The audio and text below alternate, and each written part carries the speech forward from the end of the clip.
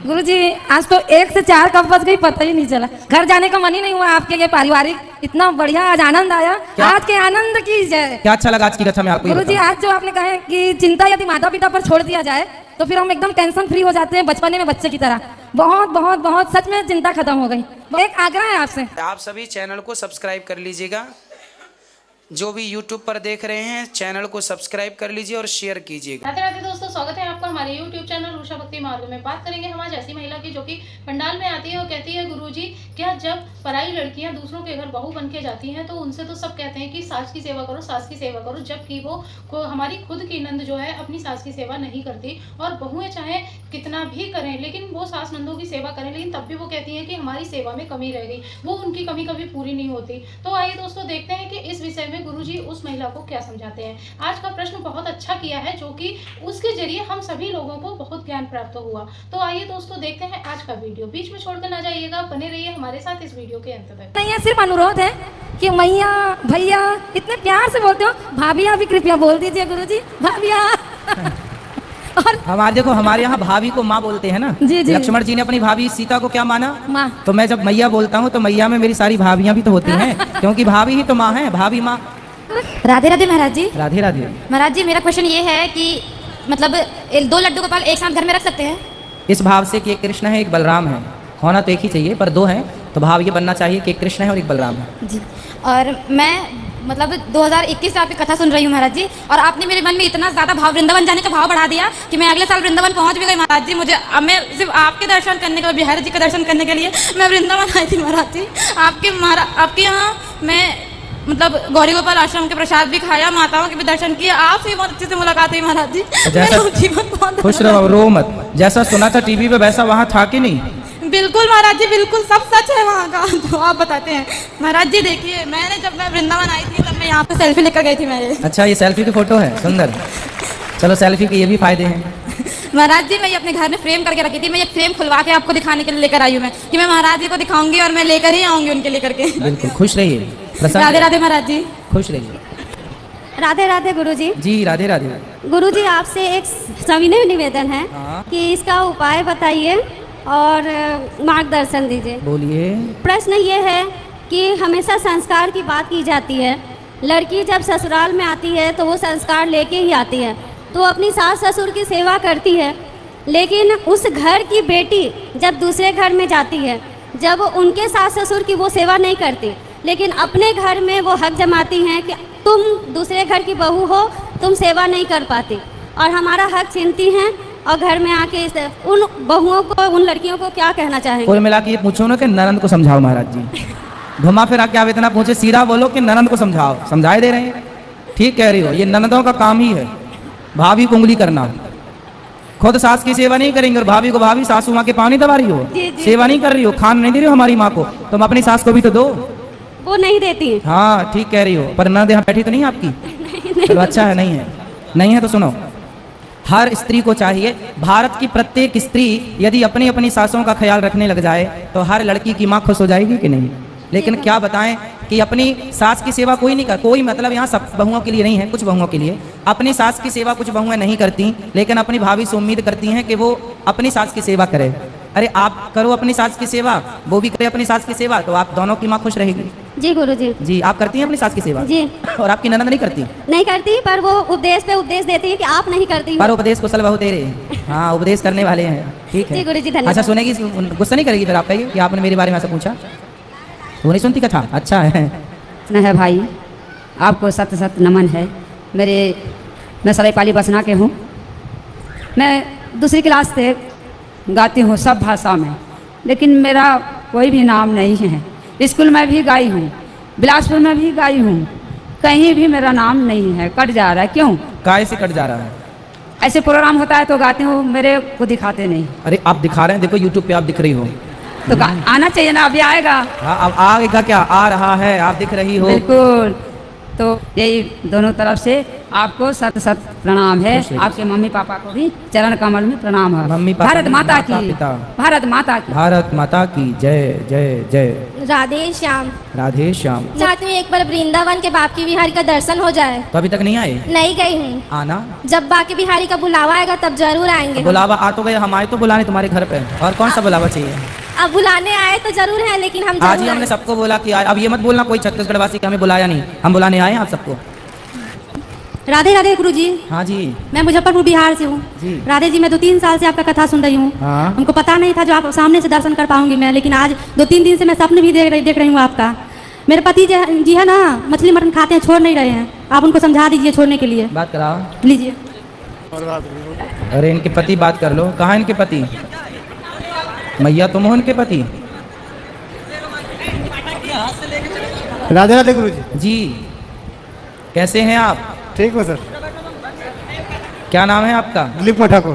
क्या? दिलीप कुमार ठाकुर। दिलीप। मटन खाते हो? हाँ सर खाते हैं। मछली खाते हो? हाँ खाते हैं। मुर्गा? नहीं मुर्गा नहीं खाते हैं। बकरा? बकरा खाते हैं। आदमी? आदमी नहीं खाते? नहीं सर। क्यों? आपके पिताजी हैं? नहीं है। कहाँ गए? चले गए। कहाँ? स्वर्गवास स्वर्ग हो गए। तो जब वो गए तो उनको खाए कि नहीं पका के? आप तो मांसाहारी हो, आप मछली का मांस खाओ या बकरे का या बाप का खा जाओ, की दिक्कत क्या है? जब मुर्गे का, जब आप बकरे का मांस खा सकते हैं तो इंसानों का मांस खाने में क्या दिक्कत है ये बताओ? फिर आपके गांव में कोई मर जाया करे तो उसका आज टांग पका के खा लिया, दादाजी मरे तो हाथ पका के खा लिया, फिर पेट खा लिया। ये बताओ कि जो आदमी बकरा का मांस खा सकता है तो आदमी का तो और अच्छा कोमल होता है ना, बकरे का तो फिर भी कठोर है। बताओ क्या दिक्कत हो रही है आपको? नहीं खाएंगे अभी। क्यों नहीं खाओगे? खाओ, हम तो कह रहे हैं आदमी अपने पिता को खा लो, जो हमारे परिवार में सबको खा ही जाओ और लकड़ियों का खर्चा बचेगा। काहे नहीं खाओगे? नहीं खाएंगे नहीं। क्यों नहीं खाओगे? उधर भी 3 महीने से नहीं खा रहे हैं। अच्छा ये बताओ, बकरे का ही मांस खाते हो और मछली भी खाते हो? हाँ। बकरा कितने का मिलता है आपको बाजार में? 600 का। 600 रुपये का बकरा मिल जाता है? मैंने किलो के हिसाब से। अच्छा 600 रुपये किलो। तो एक बकरा कितने का होता होगा आपके अंदाज? मैंने कभी खरीदा बेचा नहीं तो पता नहीं, आप बताओ एक बकरे कितने का होता होगा? 6,000 7,000 का मिलता है सर। अच्छा 7,000 का बकरा लाए, उसकी गर्दन काट के मार दिया। मैं आपको 20,000 रुपये देता हूँ, आप क्या किसी मरे हुए बकरे को जीवित कर सकते हो? नहीं गुरु जी। 50,000 ले लो चलो, आप मरे हुए बकरे को जीवित कर सकते हो? नहीं। अच्छा 1 लाख ले लो चलो, 1 लाख में जीवित कर दो किसी मरे हुए बकरे को? नहीं।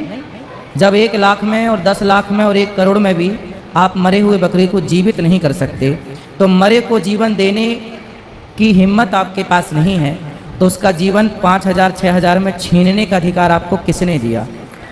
आप क्यों उसकी हत्या के कारण बने? भाई एक बकरे में यदि 50 या 20 किलो मांस निकला तो 20 किलो मांस में 1 किलो आप ले आए, तो जितने लोग उसका मांस खाए वो सब उसके हत्यारे हुए कि नहीं? होंगे। उसका यदि मांस 20 लोगों में बटा तो उसकी हत्या का पाप भी तो 20 लोगों में बटा। अब आप बताओ कि क्या तुम 20 लोग मिलके उसको जीवित कर सकते हो? नहीं। तो क्यों मारते हो? क्या खाने को दाल रोटी नहीं है? है। फिर क्यों खाते हो? कितने बकरे खा गए आज तक? हंसते हो उसमें भी? नहीं तो यमराज के कोड़े पड़ेंगे तब अक्कल आएगी। किसी की हत्या करना सही है? नहीं सही। आपका बच्चा है? हाँ है। फिर उस बच्चे को कोई खा जाए आपको अच्छा लगेगा? फिर आप किसी के बच्चे को खा जाते हो, उसके मांस को नोच नोच के खा जाते हो, कोई आपका मांस नोच नोच के खा जाए फिर? अपनी जान प्यारी है कि नहीं आपको? हाँ। आप 1 उंगली काट के दे दो, आज हम पका के उसको खाएंगे, दे दोगे? हैं? दे देंगे। दे दोगे? सही दे दोगे? कटवा ले फिर। तो नहीं खाएंगे वो। आपको आपकी उंगली प्यारी है तो है। और बकरे की गर्दन काट ली अपने स्वाद के लिए, ये कैसा न्याय है? अरे हम इंसान हैं, यदि हमारे ही अंदर दया नहीं होगी तो फिर दया किसके अंदर होगी ये तो बताओ? शेर से आप दया की उम्मीद करेंगे क्या? नहीं। कुत्ता बिल्ली से दया की उम्मीद करेंगे क्या? इंसान होकर यदि हमारे अंदर दया नहीं है तो फिर हम इंसान किस बात के हैं? और मांस खाते हो तो अपने बाप का भी खा लो ना, मुर्गा ही क्यों खाना है? उस मूक प्राणी की हत्या क्यों करना है? क्या बिगाड़ा है उन लोगों ने आपका? आज से प्रतिज्ञा करो कभी मांस नहीं खाओगे, नहीं खाएंगे गुरु जी। पक्का? पक्का। कैसे विश्वास करें हम? विश्वास तो सर अगर दूर है तो विश्वास करना पड़ेगा। तो करने तोड़ोगे तो नहीं? नहीं तोड़ेंगे। सही? सही। मछली भी नहीं खाना, नहीं। मुर्गा भी नहीं, और किसी प्रकार की हत्या नहीं। अहिंसा ही परमो धर्मः। हमारी धरती, हमारा भारत, हमारी संस्कृति, हमें चींटी की भी हत्या करना पाप है। हमारी दादी अम्मा चींटी को भी दाना डालती है, हाँ या ना? हाँ। फिर जिस देश में, जिस संस्कृति के लोग चींटी का सम्मान करते हो दाना खिलाकर, वो लोग हत्यारे कैसे हो सकते हैं? नहीं हो। ठीक है, अब नहीं खाना। ठीक है। हाँ, और खाना तो फिर राधे राधे। 2 हफ्ते पहले मैं वृंदावन से आई हूँ, लेकिन यहाँ कोई मन नहीं लगता गुरुजी। क्यों? पता नहीं, किसी काम में भी मन नहीं लगता, बस वहीं जाने का मन करता है। ये बात ठीक है कि वृंदावन जाने के बाद वहीं मन लगता है, ये बहुत अच्छी बात है कि आपका मन वृंदावन में है। देखो, मन तो वृंदावन में ही होना चाहिए। शरीर से आप यहाँ रहो, काम करो, पर मन वृंदावन में ही हो। ये अच्छी बात है कि हम मन वृंदावन में लगाए हैं, तो मन वृंदावन, कहीं भी रहो मन वृंदावन में हो। अब जैसे मेरा प्रश्न है गुरुदेव जी कि जब हम मंदिर जाते हैं तो मंदिर में भगवान के सामने में आंख बंद करके कुछ भी मांगना चाहिए कि आंख खुली रखना चाहिए? कुछ लोग बोलते हैं आंख खुली रखो, कुछ लोग बोलते हैं कि ध्यान करके आप कुछ नहीं। तो मांगना क्यों है? क्यों भिखारी बन के जाना है? मांगना मतलब कुछ भी क्षमा याचना, कुछ भी बोलना है। तो भगवान को देखने गए हो कि आंख मूंदने गए हो? वही पूछना है। देखने गए हो ना। आप वृंदावन आओगे तो बिहारी जी को देखने ही तो आओगे, तो जी भर के देखो ना, जितनी देर सामने हो बस आंखें फाड़ फाड़ कर, कुछ दुख दर्द कुछ बस आंखें खोल कर केवल उनको देखो जी भर के, और ऐसे देखो कि वो मंदिर से निकलकर मन मंदिर में आकर बस जाएं। और फिर मांगना क्या है? भगवान को सब पता है कि आपको क्या चाहिए, वो अंतर्यामी है, उन्हें वो सब जानते। सुदामा ने कुछ मांगा था क्या? बिना मांगे सब दिया कि नहीं? तो तुम्हें मांगने की क्या जरूरत है? भीख मंगे बन के मत जाना। महाराज जी, दर्शन करने के बाद वापस, कई लोग बोलते हैं उल्टा वापस आना चाहिए, कई लोग बोलते हैं कि जैसा, ऐसा कुछ है क्या?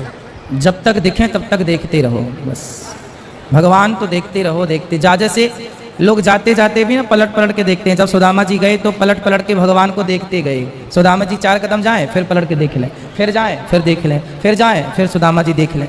ऐसे जाते थे सुदामा जी। ऐसे भगवान के मंदिर से भी जाओ तो पलट पलट के उन्हें, ये तभी पॉसिबल है जब आपका प्रेम हो। ये सब देखो, लोग तो कुछ लोग फॉर्मेलिटी के लिए जाते हैं, जहाँ फॉर्मेलिटी है वहाँ ये यथार्थ प्रेम होता नहीं, और जहाँ है वहाँ है। महाराज जी, और हनुमान जी, श्री कृष्ण जी और माता जी की कितनी फेरी करनी चाहिए?